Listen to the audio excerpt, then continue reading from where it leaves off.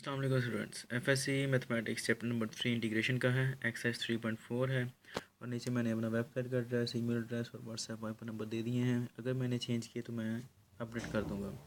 Question number 1 second part हमें करना है। इसके अंदर है I is equal to integral natural log of x into d x है। अब बाई पार्ट से करना, लेकिन इसके साथ दूसरी चीज़ कोई मल्टीप्लाई नहीं हो रही है, तो हम अपने पास से ले लेते हैं। हमें पता ना हो तो 1 होता है। ठीक है, अब यू और वी का प्रॉब्लम आ जाता है। यू किसको लें, वी किसको लें। ठीक है, किसका हम इंटीग्रेशन लेंगे, किसका डेरिवेटिव लेंगे हम। ठीक है, 1 का डेरिवेटिव आपको पता है 0 हो जाता है। ठीक है, तो इसलिए हम इसका डेरिवेटिव ले नहीं सकते, तो इसलिए हम डेरिवेटिव किसका लेंगे, नेचुरल लॉग ऑफ एक्स का।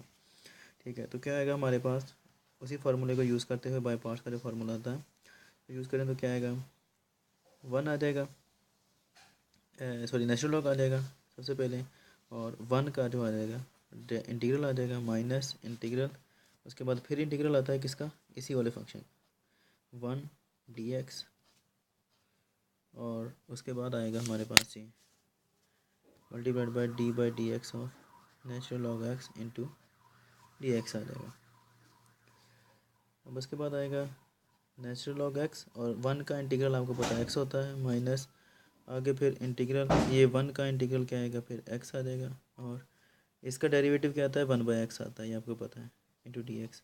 1 से एक्स एक्स कैंसिल आउट हो गए, ये एक्स मल्टीप्लाई हो रहा था, हम इसको पहले भी लिख सकते हैं, कोई मसले वाली बात नहीं है। X natural log of x minus integral, यहाँ पर क्या बचता है, सिर्फ 1, और 1 का आपको पता है इंटीग्रल क्या होता है, वो एक्स होता है, एक्स लिख लेते हैं प्लस सी।